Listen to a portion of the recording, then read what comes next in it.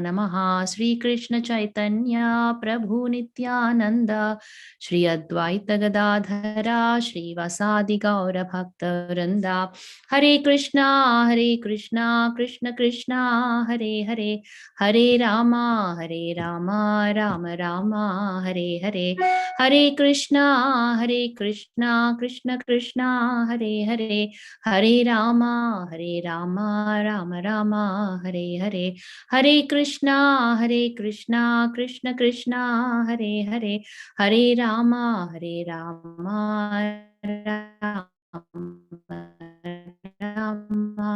Hare Hare. We can do chapter 3. I think we're doing 19 and 20 verses today. Please go ahead and share the screen, somebody.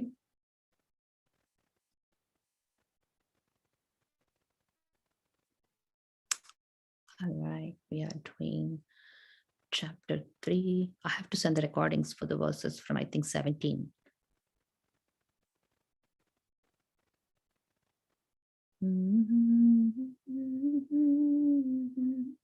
Okay. Repeat after me, Samanyu. Tasmadasakta satatam. तस्मादसक्त सततं Karyam karma samachara. कार्यं कर्म समाचर Asakto hyacharam karma. असक्तो ह्याचरन् कर्म Paramapnoti purushaha. परमाप्नोति पुरुषः Paramapnoti purushaha. परमाप्नोति पुरुषः तस्मादसक्त सततं तस्मादसक्त सततं कार्यं कर्म समाचर कार्यं कर्म समाचर असक्तो ह्याचरन् कर्म असक्तो हि आचरन् कर्म परमाप्नोति पुरुषः परमाप्नोति पुरुषः तस्मादसक्त सततं तस्मादसक्तः सततं कार्यं कर्म समाचर कार्यं कर्म समाचर असक्तो हि आचरन् कर्म असक्तो ह्याचरन् कर्म परम् आप्नोति पुरुषः परम् आप्नोति पुरुषः तस्मादसक्तः सततं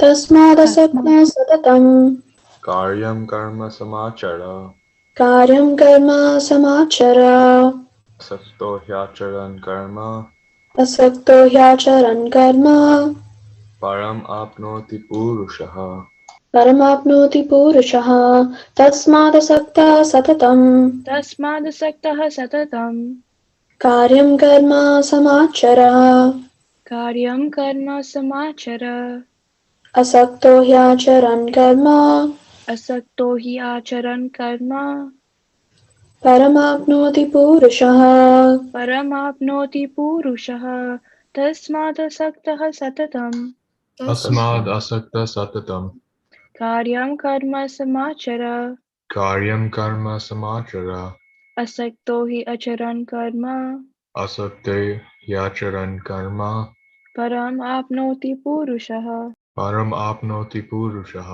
तस्मादसक्तः सततं तस्मादसक्त सततं कार्यं कर्म समाचर कार्यं कर्म समाचर असक्तो ह्याचरन् कर्म असक्तो ह्याचरन् कर्म परम् आप्नोति पुरुषः परम् आप्नोति पुरुषः तस्मादसक्त सततं तस्मादसक्त सततं कार्यं कर्म समाचर कार्यं कर्म समाचर असक्तो ह्याचरन् कर्म असक्तो हि अचरं कर्म परम् आप्नोति पुरुषः परम् आप्नोति पुरुषः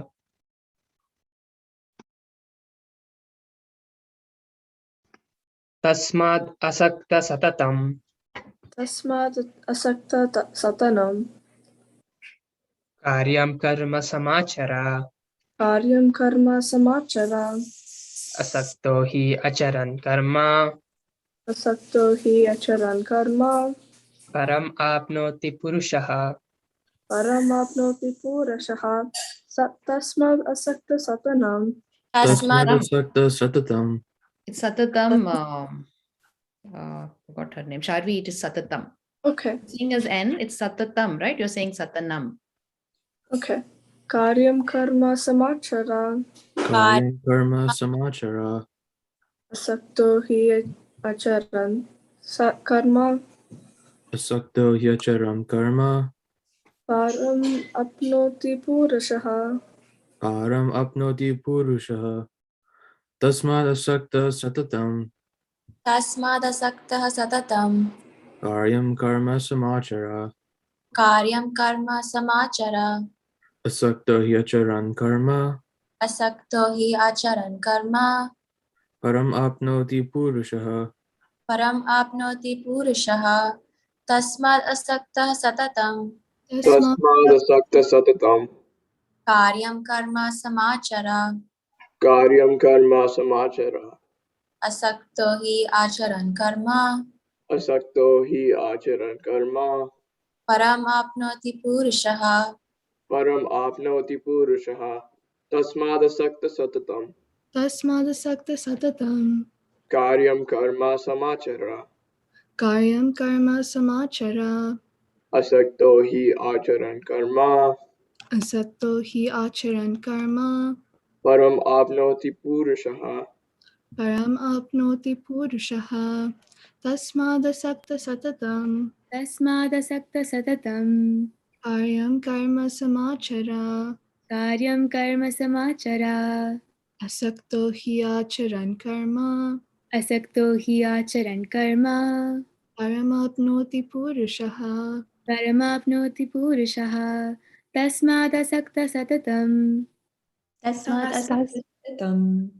कार्यं कर्म समाचर कार्यं कर्म समाचर असक्तो हि आचरन् कर्म असक्तो हि आचरन् कर्म परमाप्नोति पुरुषः परमाप्नोति पुरुषः तस्मात् असक्तः सततं तस्मादसक्तः सततं कार्यं कर्म समाचर कार्यं कर्म समाचर असक्तो हि आचरन् कर्म असक्तो हि आचरन् कर्म परमाप्नोति पुरुषः परमाप्नोति पुरुषः तस्मादसक्तः सततं तस्मादसक्तः सततं कार्यं कर्म समाचर कार्यं कर्म समाचर असक्तो हि आचरन् कर्म असक्तो हि आचरन् कर्म परमाप्नोति पुरुषः परमाप्नोति पुरुषः तस्मात् असक्तः सततं कार्यं कर्म समाचर असक्तो ह्याचरन् कर्म परमाप्नोति पुरुषः. Anyone else who's left to do? Can anyone retell without seeing? It seems very simple, easy words, right? We repeated how many times here? 13, 14 people here, 14 times. We should have got it by now. Anyone here who can tell without seeing? Close your eyes and do it. Take 2 minutes and do it. Yeah, close your eyes and tell us, Samanya. Tasmadasakta satatam. Karyam karma samachara. Asakto hi acharam karma. Yeah, I don't know the last one. Is that the last line? Yeah, I don't know. No, I don't remember the last one. The last line. Okay, so last line. Yeah, read first 3 lines. Awesome. Anybody else wants to do? Let's try for 2 minutes. Let's practice for 2 minutes. It's easy words compared to what we have done. So many verses. This is easy. I can try. Yes, go ahead. Tasmad asakta satatam karyam karma samachara asakto yacharan karma param apnoti purushaha. Awesome. Good job. Very nice. That was Shri, right? No, Pranay. Pranay. Okay. I get mixed up. Yes. Okay. Thank you, Pranay. Anyone else?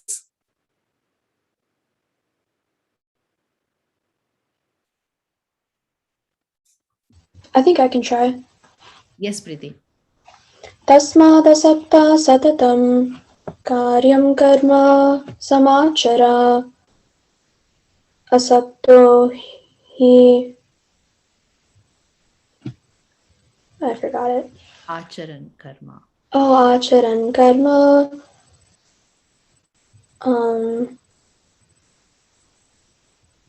Yeah, I forgot the last line too. Paramapnoti purushaha. Anyone else? I can try it, Auntie. Go ahead, Sonika. Tasmadasakta satatam karyam karma samacharat.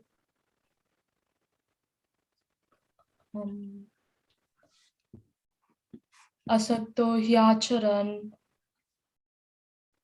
karma param apnoti purusha. Okay, good job. I know some people are trying. I mean, practicing. I can see that. Who wants to go next? I can try. Go ahead, Shri.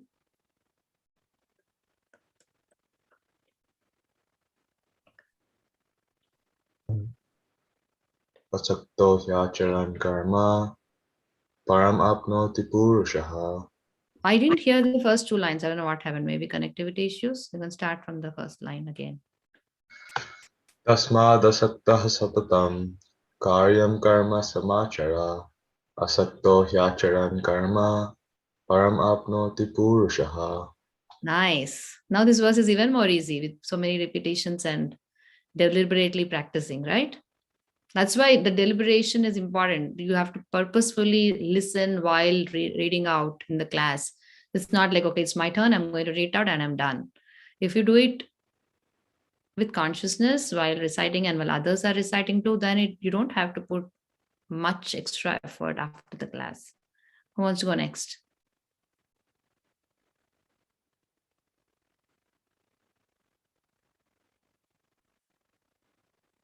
What? Nobody wants to try? I'm not even telling you have to do it. I'm just telling you have to try.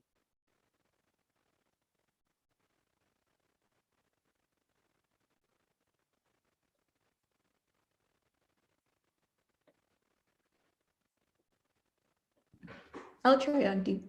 Okay. Tasmad asakta satatam karyam. I lost it. Karyam karma samachara asakto hi acharan karma param apnoti purushaha.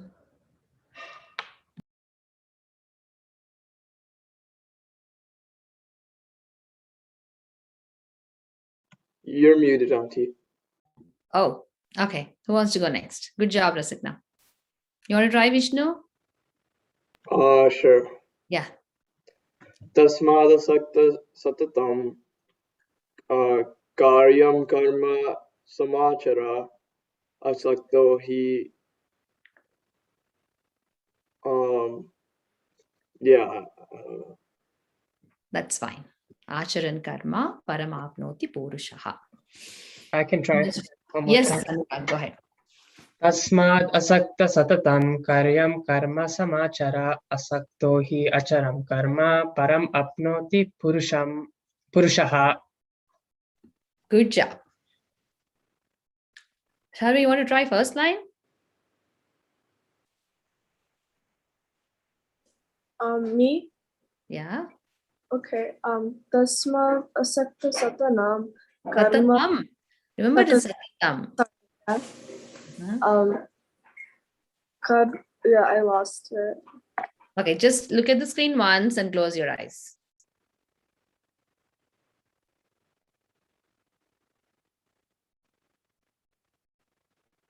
Tasmad asakta satatam karma karyam karma. Yeah, I'm not good at memorizing. No problem. Who wants to go next? Sahasra? Okay, I can give it a try. So, Yeah.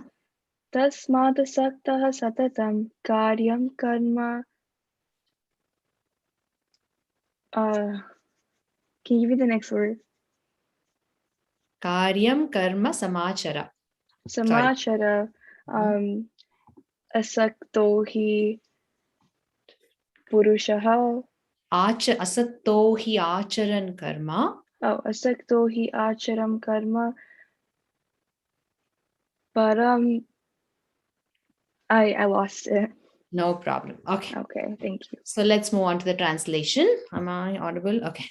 So what Krishna is saying here, what he has told already, which we have repeated and learned several times, but then Krishna is giving the same message in different verses of second and third chapter, right? In different ways.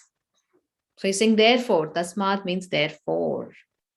Asaktaha satatam. Asaktaha means detached or not being attached. Satatam means always. Therefore, be detached always. Karyam is work. Karoti, doing. Asaktaha. Again, he's saying karyam karoti. Samachara means with equanimity. It's a matter of duty. That's what he's saying. Therefore, without being attached to the fruits of activities, one should act as a matter of duty, for by working without attachment, one attains the supreme. Param apnoti purushaha. Param means supreme. Apnoti means attains. Purushaha means the supreme. Again, Purushaha means the supreme personality. So, what is the benefit of working without attachment? Can somebody tell me? Something which we can see right now, like when we work without attachment, forget about attaining the supreme. Okay, that is something which is happening afterwards, right? Or the consciousness. But for us, immediately to know the consequences of working without attachment, can you all tell me? Can you all think about an activity where you do your best? It's not like because you're not attached, you're going to do carelessly. It's not like that. You are going to do your best. But what are the advantages of doing some work? You work your best, but you're not attached to results. Preeti, you had something to say? Yeah, I think if you work without attachment, there's going to be less stress because you're less worried about the results. You just do your best and then you leave it at that, and you're going to be a lot less stressed. Awesome. That's one important benefit, one nice benefit of being less stressed, right? Yes, Sahasra has something to say. Sahasra? I feel like it would just like improve the goodness in your soul, because if you, instead of working for like money and like these material desires, you're working for like the good of the company and for the good of others, and like I feel like that would just, I think that would be a good motivation, a more Very healthier nice. motivation. I see that message coming from Sahasra, from the heart. I can see the twinkle in her eyes, imagining how it is really blessing to work without attachment. That I can see that spark in her eyes. So she's thinking through and she's really, really putting her heart into what she's hearing. I hope she'll be applying it too. So yes, there is no stress because we are not worried about the results. That is stress, the negative emotion. And there is no positive emotion of being elated about the results too. Now, as you work and you see that you're going to be successful, or you're imagining yourself to be successful, now you're emotionally being so attached to the success too, correct? So there's emotion whether you are going to fail, the fear of failing, and the elation of success. Both ways you're emotionally stressed. Even positive emotion is a stress. You all know that, right? The stress, if it goes overboard, and if you are too much consumed by the thought of something, that is a stress. So consumed is the right word. We should not get consumed by the results, but we should get consumed by the work itself, again, only to do best, right? So we are witness to the results, but completely engaged in the work. You see what I'm saying? You're not witness to the work. You are involved in the work. You are engaged in the work, but you are going to be the witness of the results, which means it's very tricky, right? To be engaged in the work, but not being engaged in the results is very tricky and very hard. So you should work with detachment, so that with that engagement should be with detachment. Just like, I don't know if this will completely explain the message here, but if you are friend is going out of town and they say, I need you to take care of my car. And they give you the car keys, right? And then maybe the friend is going away for maybe 3-4 months. And then if you leave the car and he gives the car to you and you leave it outside, and there's going to be a hailstorm or a snowstorm or whatever, you don't care about the car being out, and then the car gets damaged because of the hail. That's one way of taking care of the car, right?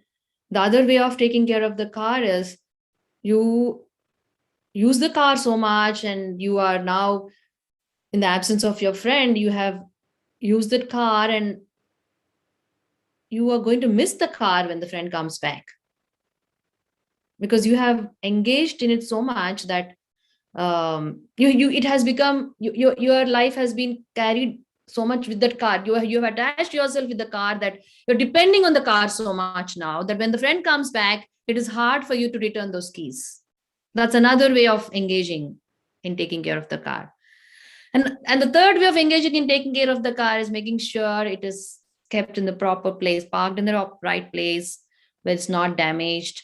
At the same time, you are once in a while using that car because it has to be engaged in its function. Otherwise, it might become dysfunctional after 4 months.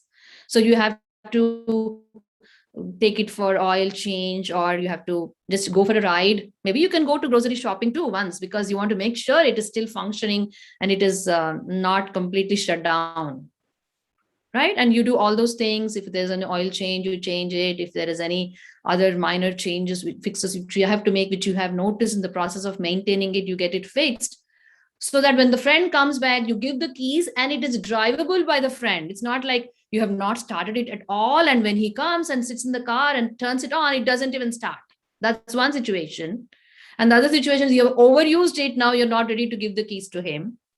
And the third situation is where you have optimally maintained, you have done it to the extent that it is usable by your friend, and you have done your job as a good friend. Now, which is the best approach to the work? That there are three ways of working for the same job, right? Same assignment, which is given. There are 3 ways of handling those. And we all know, based on our interview, we are not dumb people here. All of us understood that the third way is the best way, correct? With that, in that example, is there anybody who disagrees that no, auntie, the first way of why should I take care of the car? I mean, I put it on my driveway, and why should I care if it's a snowstorm or hailstorm or a tree breaks and falls on it? It's not my responsibility. He asked me to take care and I put it on my driveway. I have other stuff to do. I have my family, my car, my job. So I think the first way is the better. Is anybody saying that here? Or anybody says, no, since he gave me the car, I have to use it. Why will I take care of his car if I don't use it? I mean, I have to use it, and because I took care of the car, I have some right over that car. Does anybody think that is the right way? So we all are smart enough to understand that the third way, where you work to the extent that your job gets fulfilled in terms of making your friend happy, at the same time taking good care of the car, right? So when you have to return, you have no attachment to the car. You have no expectations as to that car has to be with you because you have helped on it. Yes or no? Makes sense to all of you? Similarly, this vehicle called car, body, is given to us by Lord Krishna, by the Creator. And we are residing inside this body, and there are certain things that we have to do, so that when we have to return it, meaning when we have to give up this body, we don't have any attachments with it, or we have not mismanaged this opportunity of being in this body. We have worked optimally in a way that I work on the mission of my connection with the Supreme while I'm in this body without being attached, but by doing the best, whatever is needed, the optimal needed things that I have to do for this body. And that way it becomes easy for us to give it back to the owner. If you're attached to this body, then I'm like, no, I don't want to I don't want to vacate this house. This is my house. I've been in this house for so long. How can somebody ask me to get out of my house? So that is the overall topmost message in terms of how we function with this body. But practicality wise, how we understand this verse is, as Sahasra and Riti mentioned, we are less stressed when we follow Krishna's instructions, when we align ourselves with Krishna's instructions. Now, is it easy to do this? It's not, because we have those tendencies of being attached, being possessive, being expecting of results, and all those. That's how we have been conditioned for so long, not only this life, but from many lifetimes. So it is not easy for us to transform our habits, our thought process, our impressions in our mind. And it's not easy, but at least we know that this is what we're supposed to do. And then now, after listening attentively, what do we do next? We contemplate on these things while working. Now, as soon as I finish this class, probably I'll go do my math assignment, or I'll go do something else, which is my assigned duty. Right. And as I'm doing, I just contemplate. I don't have to really worry and try to make drastic changes in my life. Just contemplate. How am I approaching my work right now? Is that the right way? Just contemplate. You don't have to make any changes. Just think about it.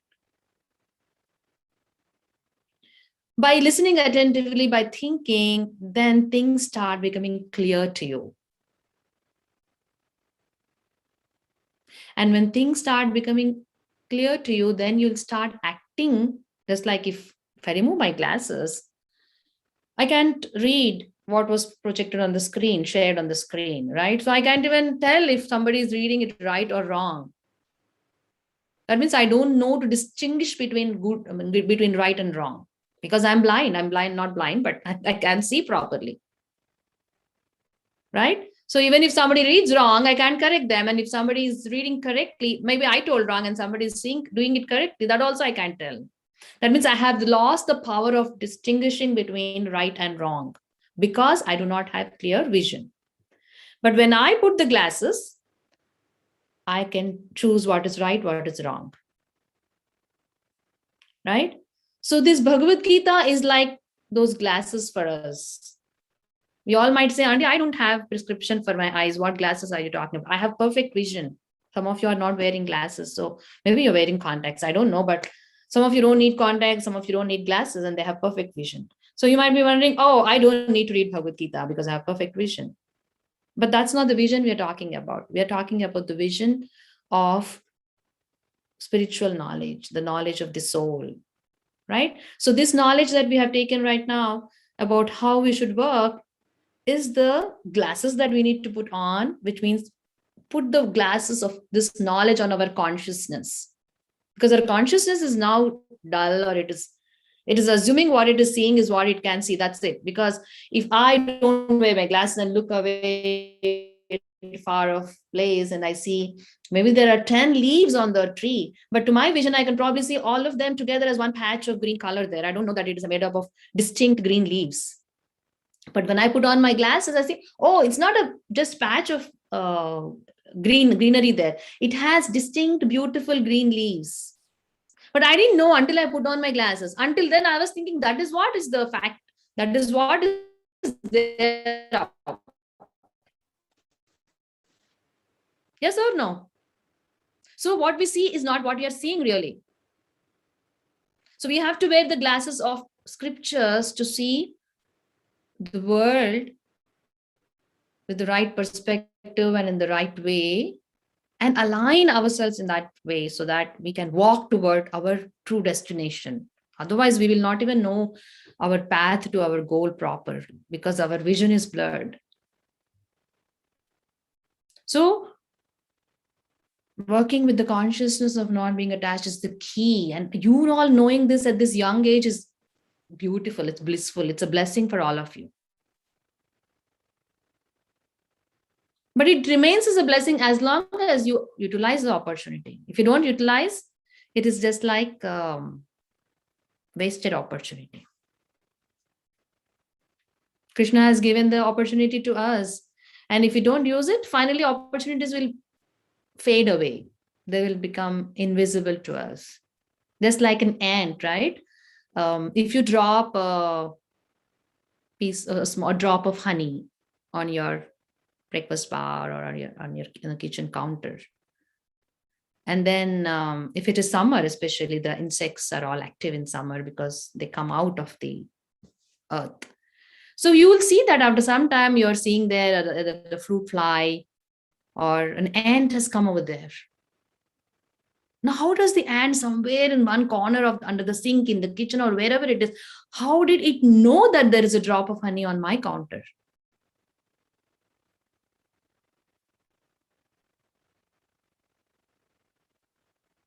Okay, this is not going to be a monologue. Please, I'm not going to talk alone. You all have to talk. Otherwise, we can shut the class off. We don't have to do the class. Okay, am I audible first of all? Yes, my microphone is turned on. It finds the honey based on like the smell of it. It smells it and comes there, correct? But then coming exactly to that place, it's because within its heart or within it, with its intelligence, all it can think about is about eating and about defending. Those are the only active consciousness that are there in animals, about eating, about defending. They're not philosophically thinking, oh, I'll offer this honey to God and eat because I have to eat prasadam. They don't have that philosophical intelligence.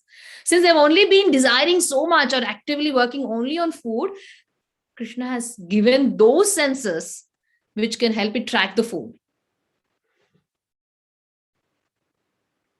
Similarly, if we have desires about whatever desires we have strong in our heart, Krishna will give us those, facilitate those for us. Whatever you desire within your heart, Krishna will facilitate those for you, and those only will become visible to you. We all live in the same world, right? But why is that we see some people are excelling in one field, some people in another field, some people in different there's variety of endeavors people have, because those people are seeing only those opportunities which they really strongly desire within their heart. Now, if we desire to align ourselves with the messages of Bhagavad Gita, then Krishna will give us those opportunities, and those opportunities will become visible to us. And if we think, forget it, who's going to think about all this now? I mean, I can do all this when I become probably 50 years old, like our auntie. She will tell me all these things because now she's older. And she didn't even know about all this when she was young. And what is she talking and trying to tell us here? She didn't practice it as a child, or when she was in high school, probably she didn't even know all these. So I think I will also do it after I grow, whatever older. If you think, okay, Krishna will say, Tadastu, I will facilitate that for all of you, and that will happen. But if you think, whoa, this is wonderful knowledge, I really want to do whatever I'm doing so good, at the same time align it with Krishna consciousness, with Bhagavad Gita, then Krishna will say, Tadastu, I'm going to facilitate that for this girl or this boy. So the point I'm trying to make is, when you hear instructions like this from Bhagavad Gita, please desire and try to listen attentively and then contemplate on it and see how you can make small changes so that you work without attachment. Got it? Any questions or any points to add? So it's like with Dhruva Maharaj, he had the intent of praying to Krishna and asking for his desire, so Krishna gave him those opportunities, like to meet with Narada. Yes, Narad Muni comes. That's exactly the thing, right? When even sometimes people say, how do I find my guru? I don't know where guru is. Will guru come to me, or do I have to go to guru? Right? But just like this ant found the honey on the counter table, on the countertop, similarly, a person who's strongly desiring for a guru or a spiritual master, Krishna will facilitate it. So all we have to do in our lives is sincerely and seriously desire for things. It should come from deep within the heart. It should not be a superficial desire. Oh, okay, that's not a pretend. Krishna can tell, right, whether it's pretend or serious desire. And sometimes because of ignorance, we make wrong desires, wrongly serious desires. Like we desire something really strongly for something which is not good for us. But that is also registered inside, because Krishna is hearing, his Paramatma, he's the what you call the CC cameras that are installed in some of the houses, in the movie theaters or in the malls, that can track and trace anybody and everybody, correct? In the mall who is entering the store or whatever. Similarly, Krishna is within our heart. He's hearing everything that we are thinking about or desiring for. This knowledge is intelligence, which gives us intelligence by which we can make the right desires. And when we have the right desires, what happens? Through senses, when we get exposed to wrong things, because we have got the right desires based on our intelligence, we can control our mind and desires and tell them and the senses, stop it. This music is not good. What I'm seeing or watching on TV or on Insta or YouTube is not good. What I'm eating is not good. I'm not going to eat this. I'm not going to listen to this. I'm not going to watch this. I'm not going to go there. All these choices you make based on the intelligence. Knowledge, from knowledge comes intelligence, from intelligence comes desires, and these desires together with the intelligence help you to block the mind and the senses from making the wrong choices, because those are the entryways, entry points. The senses are the entry points, right? They can be entry points, and they can also be the points through which you can make choices. So you have to block and correct the entry points by developing your intelligence through knowledge, scriptural knowledge, and developing the right desires. So you're right, Samanyu. Dhruva's strong desire was situational, and he was so agitated by his father's action that he ran to his mom with he was crying, literally tears were dropping from his whole face was wet, and he was a Kshatriya, but he was only a 5-year-old boy. But by way of his qualities that he was raised, he was like breathing so hard, and he went to his mom and said, "Mom, I'm so offended. I'm not allowed to sit on my dad's lap. What is this?" And the mom, being a perfect guide, she said, "No one else can help you other than the Lord." And then he takes it so seriously within his heart. And at that point, for him, all he wanted was just seeing the Lord. And looking at his seriousness, the Lord sent Narad Muni, and Narad Muni wanted to test him, and he passed the test. And then Narad Muni gives him instructions. Divya and Dhruva follows those instructions to the dot, that Narayana appears before him. All the demigods go to Krishna and tell him what is happening. The whole world is becoming breathless. This boy is performing the severe austerities that he's controlling all the Panchabhutas. Can you please stop him from doing what he's doing? What is he doing all this for? We are choking here. We are becoming breathless. And then Lord Narayana appears before him. And when Lord Narayana appears, the first thing he does is falls down like a rod, and he when Lord Narayana asks, "What do you want?" he feels ashamed. He says, "I came for broken pieces of glass when I have diamond in front of me. I'm ashamed for what desires I prayed you for." See, regardless of his desires, he approached Krishna. That is the thing we have to take from here. Of course, he came with the wrong desire of material desire out of that agitation of being insulted, which ideally all of us should not be thinking about God for that. But some or the other way you think about God is what is important. Think about Krishna.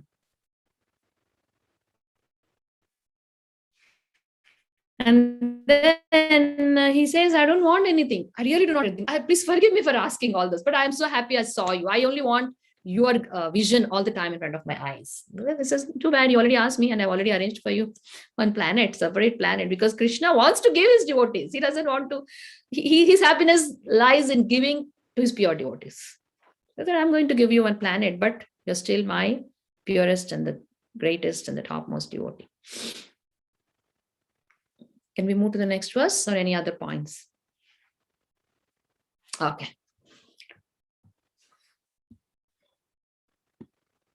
So Anurag, repeat after me. Karmanaiva hi samsiddhim. Karmanaiva hi samsiddhim. Astita janakadayaha. आस्तिता जनकादयः आस्तिता जनकादयः आस्तिता जनकादयः लोकसङ्ग्रहम् एवापि लोकसङ्ग्रहम् एवापि सम्पश्यन् कर्तुमर्हसि सम्पश्यन् कर्तुम् अर्हसि कर्मण्यैव हि संसिद्धिम् कर्मण एव हि संसिद्धिम् आस्तिता जनकादयः आस्तितजनकादयः लोकसङ्ग्रहम् एवापि लोकसङ्ग्रहम् एवापि सम्पश्यन् कर्तुम् अर्हसि सम्पश्यन् कर्तुमर्हसि कर्मणैव हि संसिद्धिम् कर्मणैव हि संसिद्धिम् आस्तितजनकादय आस्थिता जनकादयः लोकसङ्ग्रहमेवापि लोकसङ्ग्रहमेवापि सम्पश्यन् कर्तुम् अर्हसि सम्पश्यन् कर्तुमर्हसि कर्मणैव हि संसिद्धिम् कर्मणैव हि संसिद्धिम् आस्थिता जनकादयः आस्तिता जनकादयः लोकसङ्ग्रहम् एवापि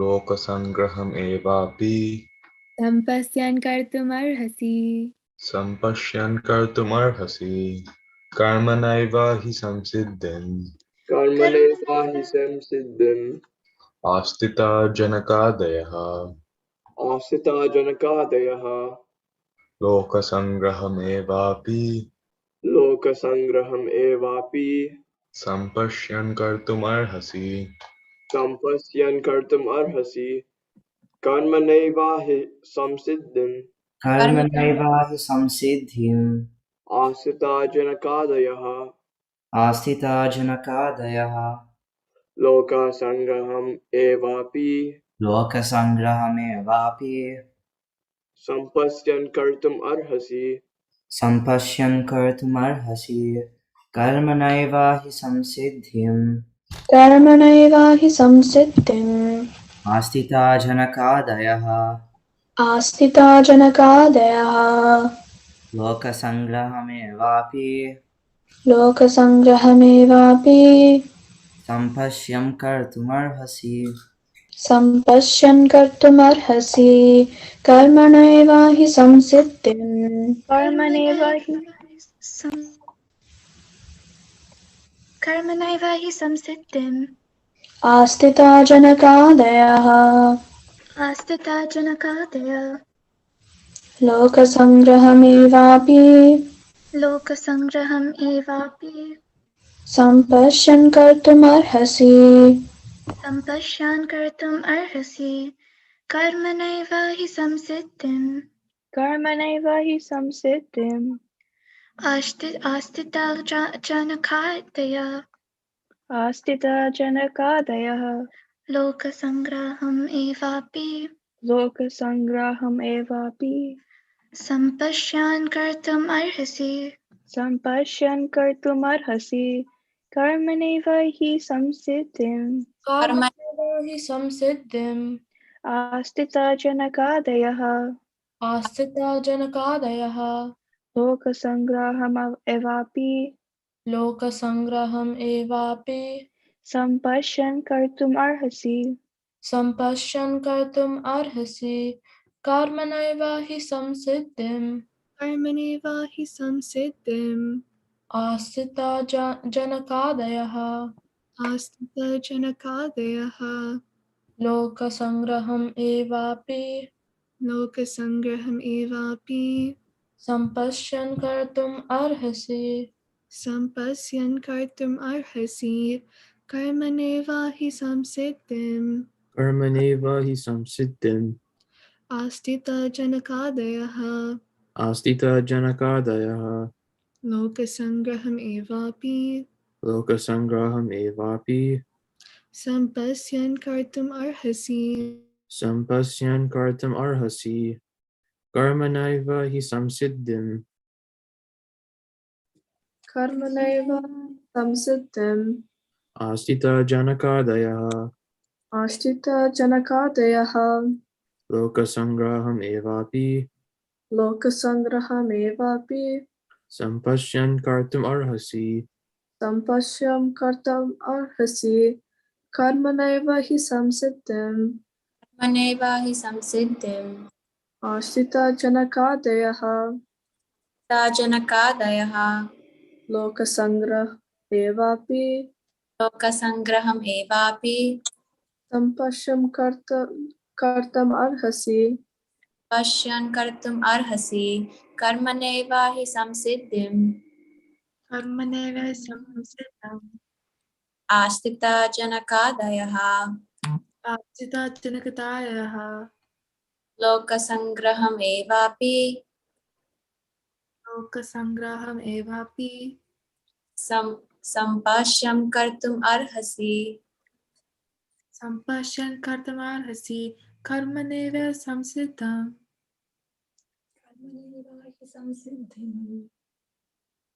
Astita janakadayaha. Lokasangraham evapi.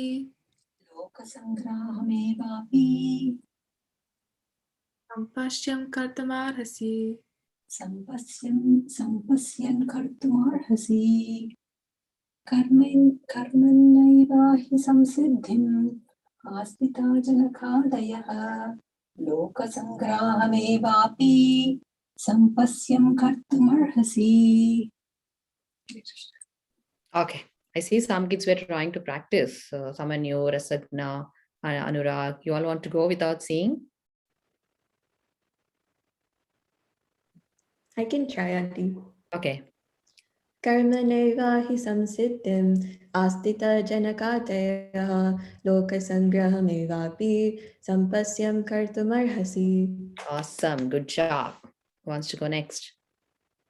I can go, It's a little Auntie. difficult, not as easy as the last one. Who wants to go? I can go, Auntie. Go ahead. Karmanaiva hi samsiddhim asita janakadaya lokasangrahamevapi sampashyan kartumarhasi. Awesome. Good job. Who wants to go? I'll try. Yes. Karmanyaiva hi samsiddhim astita janakadaya lokasangraham evapi sampasyam kartum arhasi. Nice. Good job. See how smart you all are. Our brain is so equipped to, if you train it, it will do. It's only the will that we want to do it that's preventing us. I heard one nice saying, there's nobody that can stop you except you, your own self, right? Something in those lines. So good job. Proud of you. So now going to the translation, Krishna is saying, this is the only one reference of a great personality that Krishna gives in the entire Bhagavad Gita. Right? When he talked about lotus flower. He talked about a boat being driven by a strong wind. He talked about a tortoise. And he gave examples about those animals or whatever. But a reference to a human being is the only one reference that Krishna gives is Janak Maharaj. He talks about kings such as Janaka attained perfection solely by performance of prescribed duties. Therefore, just for the sake of educating the people in general, you should perform your work. So he's telling, be a role model to Arjuna, because Arjuna, you are my dear friend and you are my devotee. You really, if you don't want to do, you don't have to do. But normal people don't understand the relationship and your supreme consciousness.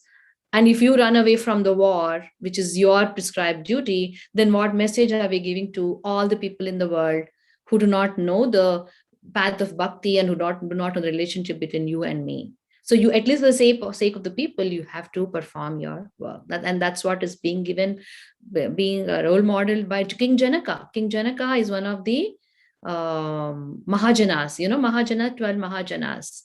So Mahajanas means great personalities. There is Shambhu, there is Brahma, there is Bhishma, there is Janaka, there is King Ambarish, and there is Vyasadeva. And so many other people are there in the list of 12 Mahajanas. And in that, one of the Mahajanas is Janaka. And King Janaka is a great devotee of the Lord. However, he did not run away from his duties as a king, because as a king, you have to indulge in so many activities and responsibilities.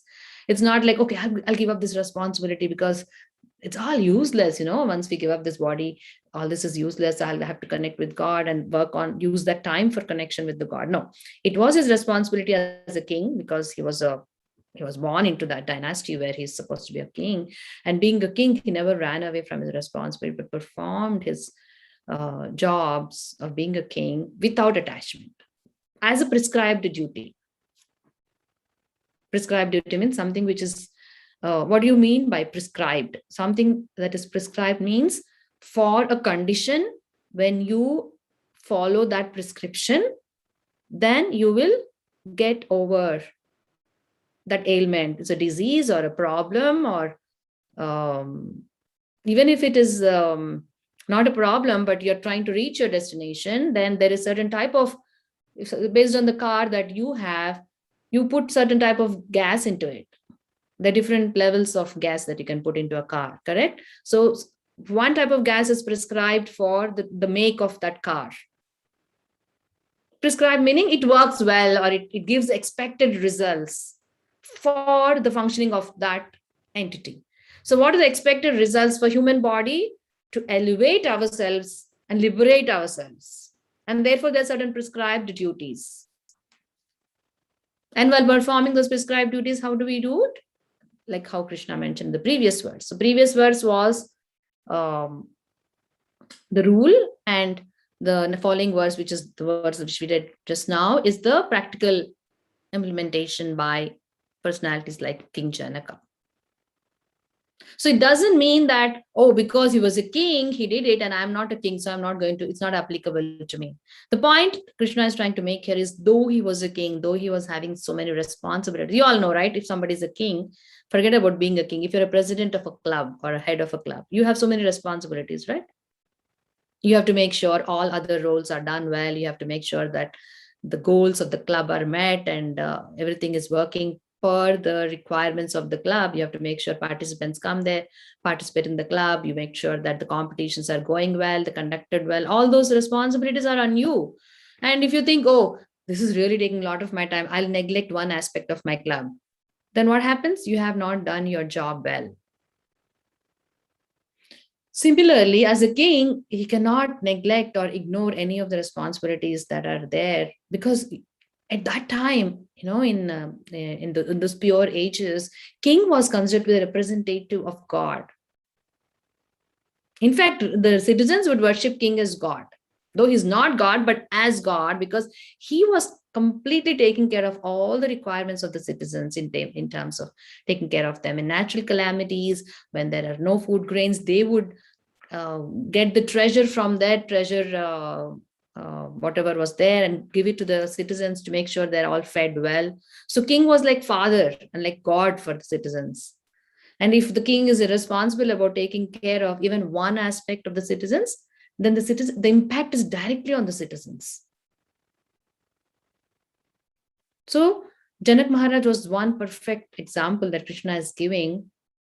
And the reason Krishna is giving this example is not theory. I'm not just giving you theory here. There are people who have lived by these values. Okay, it's past time now. We'll talk next week again, same time, same place. Hare Krishna, Krishna Krishna, Hare Hare, Hare Rama, Rama Rama, Hare Hare. Hare Krishna, Krishna Krishna, Hare Hare, Hare Rama, Rama Rama, Hare Hare. Hare Krishna, Krishna Krishna, Hare Hare, Hare Rama, Rama Rama, Hare Hare. Anurag, please write a summary of today's class. Okay.